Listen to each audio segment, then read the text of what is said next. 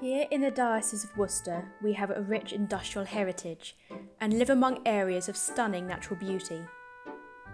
No generation before us has had the opportunity to see more clearly how fragile that beauty is.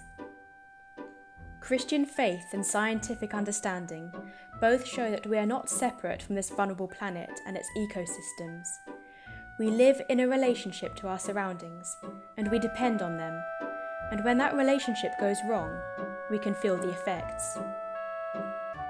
Along with other dioceses across the country, and following on from discussions at our own diocesan synod, we have been taking stock of our partnership with the environment of which we are a part. We asked Sir John Horton, Fellow of the Royal Society and former Chief Executive at the Met Office, to set out the nature of the environmental challenge that faces us from a scientific perspective. We interviewed Sir John at his home in West Wales. The world as we live in it is a wonderful place, and it's very suitable, of course, for humans. Make adjustments to show that we care for the planet because God cares for the planet.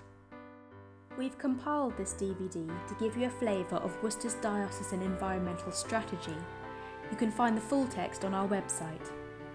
This is our part in shrinking the footprint, a national strategy for reducing carbon dependency across the Church of England.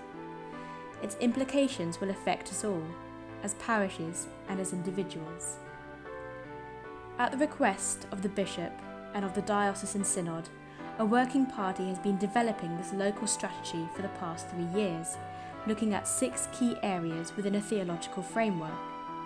These are waste and water conservation and recycling, food production, distribution and consumption, building design, construction and development, reducing our need for carbon-based energy, how we use our land, and transport.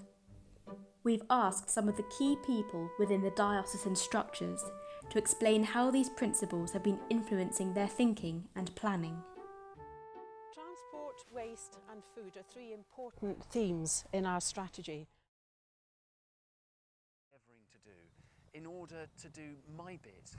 And if you add those all together, they will make a very great difference. This strategy is not just about what happens in the old palace and influencing the policies of diocesan offices and departments. It is first and foremost about what ordinary people are doing in their local parishes and communities. There is already a huge amount going on in churches and schools across the area, and these are just a few of the stories of the exciting things that are happening. Here at home I started by... Local action is part of addressing a much wider global challenge.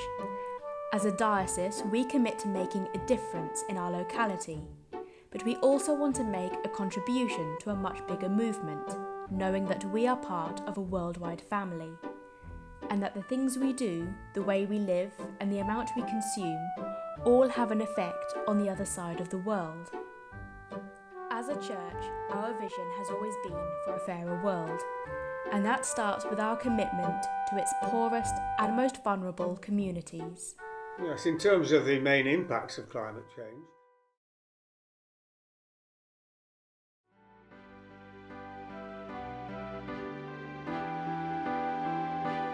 So I'd encourage you to ask the questions and to do your bit to care for the planet, for your own sake, for your children and grandchildren's sake, but most of all, for God's sake.